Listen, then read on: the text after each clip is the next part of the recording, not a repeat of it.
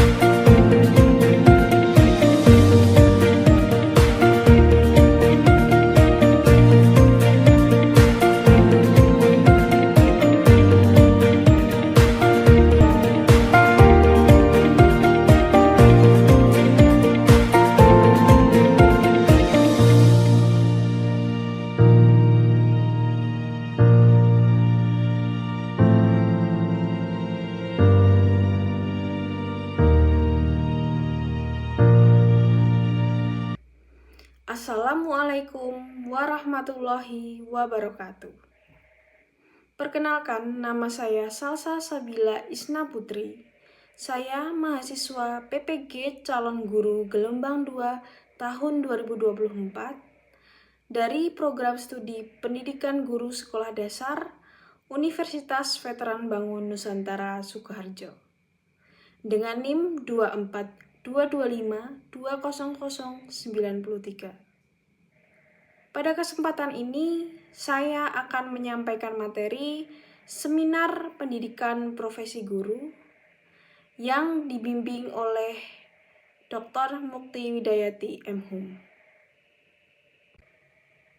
Dalam materi seminar kali ini, saya akan membahas beberapa hal, yaitu identifikasi diri, pengalaman belajar saat mengikuti PPG selama 2 semester, kemudian ada pengalaman bermakna, ada desain inovasi pembelajaran, artefak pembelajaran, ada refleksi setelah mengikuti program PPG, dan yang terakhir, rencana tindak lanjut. Identifikasi diri. Yang pertama ada visi pribadi untuk pendidikan di Indonesia. Saya ingin membangun pembelajaran yang merdeka, inklusif, dan bermakna untuk mencetak generasi pembelajar sepanjang hayat dengan sistem pendidikan yang merata dan berkualitas, dengan kesempatan yang setara bagi peserta didik dalam mengembangkan potensinya secara maksimal yang berlandaskan nilai-nilai budaya dan Pancasila. Dan yang kedua ada visi pribadi sebagai calon guru. Saya ingin menjadi guru yang berpihak pada murid dengan memperhatikan minat, bakat, dan karakter peserta didik dengan menciptakan lingkungan belajar yang aman dan nyaman serta melibatkan peran orang tua dan masyarakat dalam proses pendidikan. Hal ini berguna untuk mewujudkan sistem pendidikan yang merata dan berkualitas serta menjunjung tinggi nilai-nilai budaya dan Pancasila untuk membentuk generasi Indonesia yang berakhlak mulia dan siap bersaing di tingkat global. Dari kedua visi yang telah saya paparkan sebelumnya, ada beberapa upaya yang saya lakukan untuk mencapai visi tersebut. Yang pertama, meningkatkan kompetensi diri sebagai pendidik melalui pelatihan, refleksi, dan pemanfaatan platform Merdeka Mengajar untuk pembelajaran yang relevan dan kontekstual. Yang kedua, mengembangkan pembelajaran berdiferensiasi yang sesuai dengan kebutuhan, minat, dan kemampuan masing-masing peserta didik dan juga berpusat kepada peserta didik. Yang ketiga, mengupayakan lingkungan belajar yang positif dan aman. Yang keempat, menjalin kolaborasi dengan orang tua dan masyarakat dalam mendukung proses belajar dan pembentukan karakter peserta didik. Yang terakhir, mengintegrasikan nilai-nilai budaya lokal dan Pancasila dalam setiap pembelajaran untuk memperkuat karakter dan jati diri bangsa. Pengalaman belajar. Selama saya menempuh pendidikan profesi guru, saya telah menempuh 2 semester. Semester pertama, saya menempuh 7 mata kuliah. Yang pertama ada Filosofi Pendidikan Indonesia, yang kedua pemahaman peserta didik dan pembelajarannya, yang ketiga pembelajaran berdiferensiasi, yang keempat perspektif sosiokultural dalam pendidikan Indonesia, yang kelima prinsip pengajaran dan asesmen 1, yang keenam PPL 1, dan yang ketujuh pencegahan dan penanganan kekerasan seksual atau PPKS. Untuk yang semester kedua, saya menempuh 6 mata kuliah.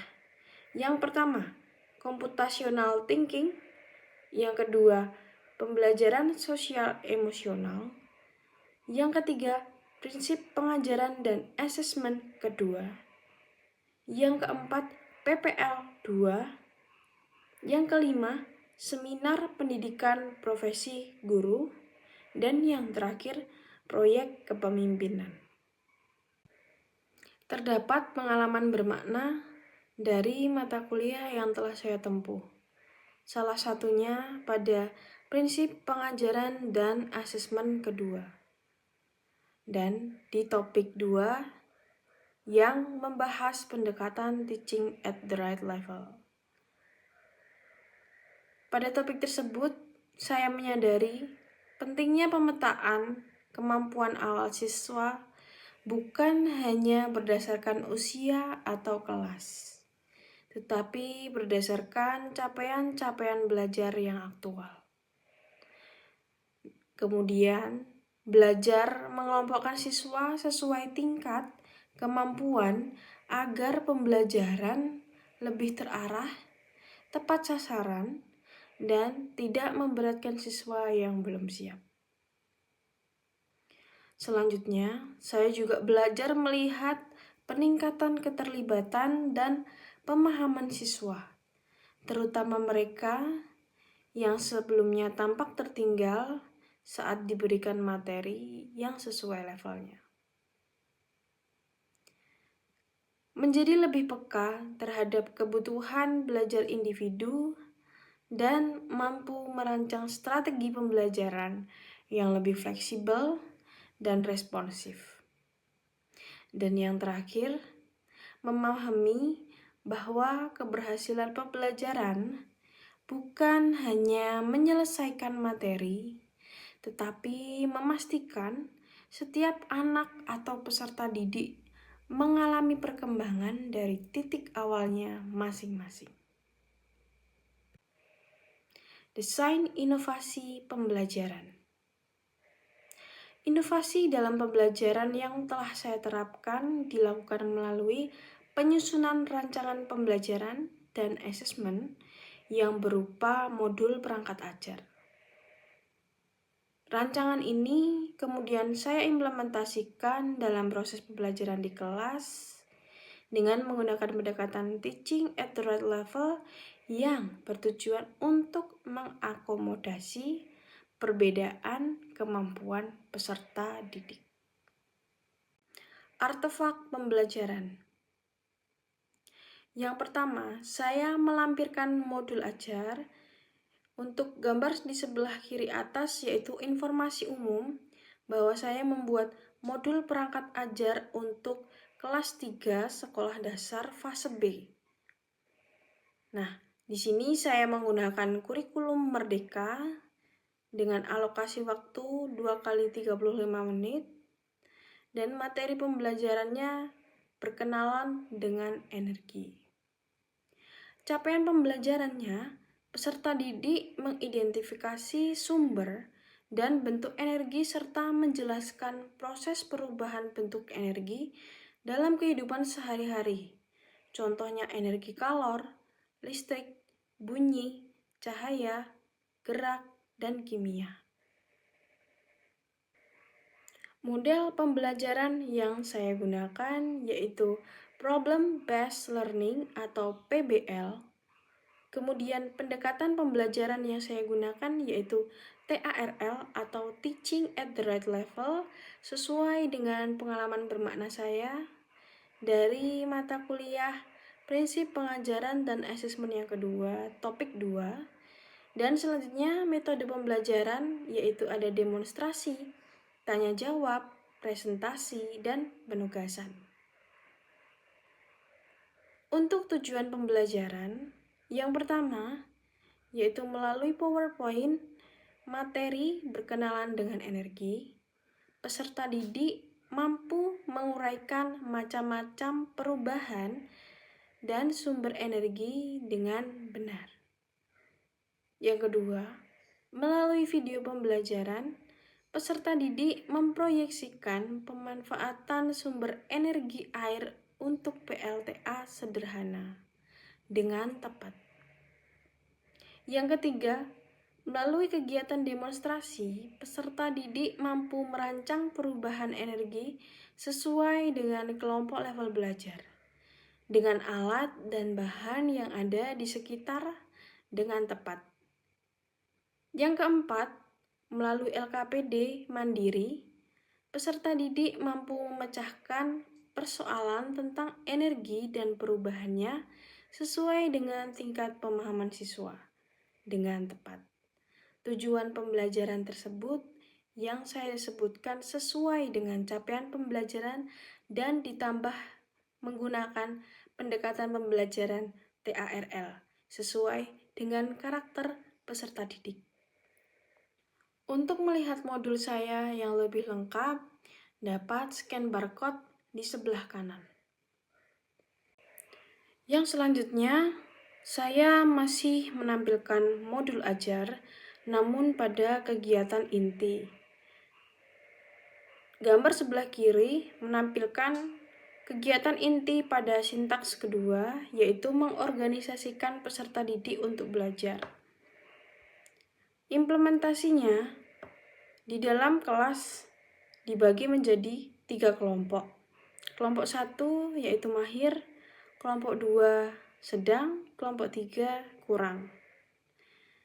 Kemudian setiap kelompok tersebut diberikan amplop pos masalah. Kelompok 1 praktikum perubahan energi panas menjadi gerak menggunakan kertas yang dipotong spiral dan diletakkan di atas lilin yang dinyalakan. Kelompok 2 perubahan energi listrik statis menjadi gerak dengan sedotan yang digosokkan ke tisu dan didekatkan pada kertas.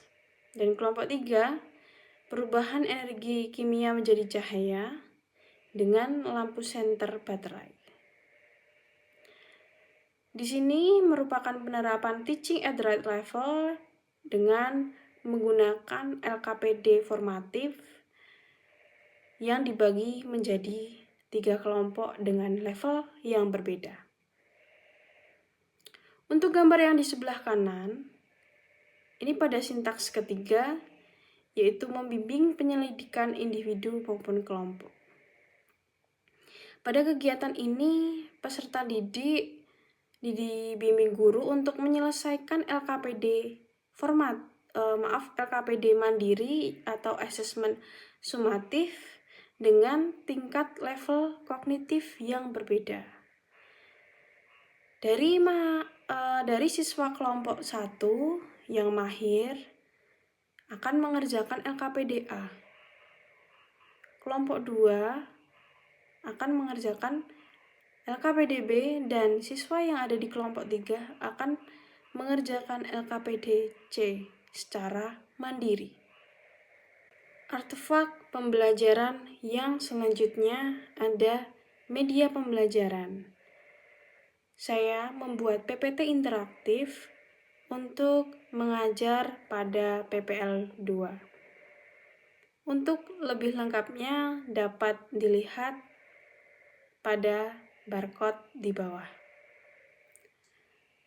Dan gambar sebelah kanan terdapat video penerapan pendekatan TARL di sekolah PPL yang sudah saya laksanakan. Setelah itu ada artefak pembelajaran, asesmen diagnostik. Gambar sebelah kiri menampilkan lembar asesmen diagnostik. Kemudian hasil dari asesmen diagnostik tersebut menghasilkan pemetaan karakteristik peserta didik kelas 3 SDN Genang Sari 3 Polokarto yang untuk lebih lengkapnya dapat dilihat pada barcode di sebelah kanan. Artefak pembelajaran yang selanjutnya ada LKPD kelompok atau asesmen formatif. Seperti yang sudah saya jelaskan sebelumnya pada modul ajar sintaks kedua, berisi pembagian kelas menjadi 3 kelompok, kelompok mahir, sedang, dan berkembang. 3 kelompok tersebut akan mendapatkan masing-masing 1 amplop pos masalah. Pada amplop pos masalah tersebut berisi seperti yang saya tampilkan di sini. Jadi, kelompok 1 mendapatkan amplop pos masalah yang berisi petunjuk kelompok 1. Dan kemudian kelompok 2 dan 3 mengikuti. Untuk lebih lengkapnya dapat dilihat pada barcode yang sudah tertera.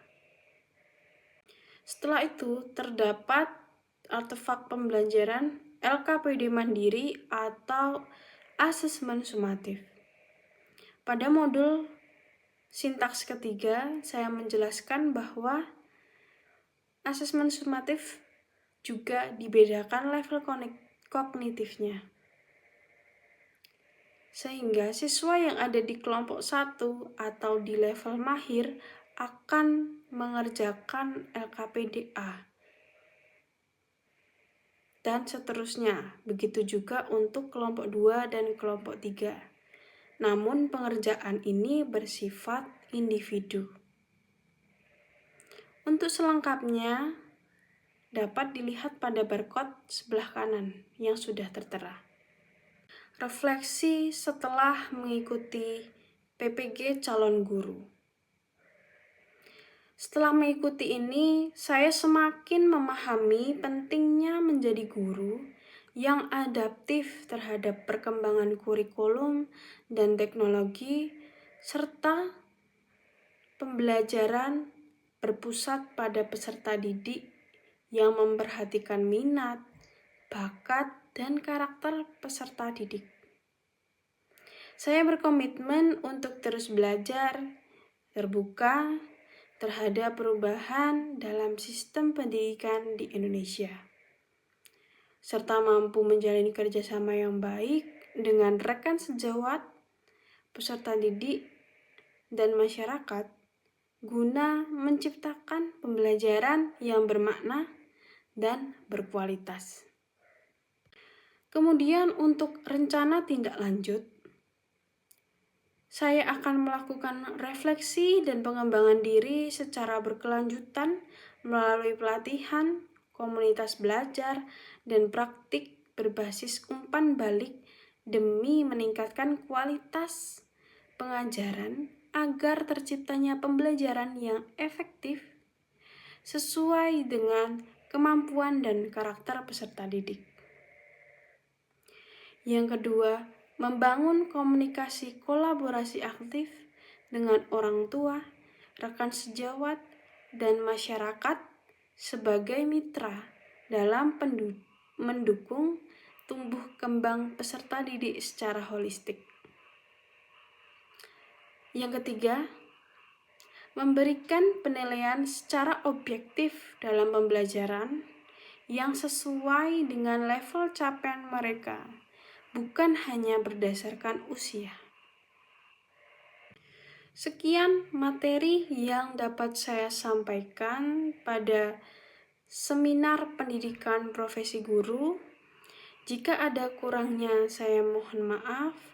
Semoga dapat bermanfaat bagi kita semua. Wassalamualaikum warahmatullahi wabarakatuh.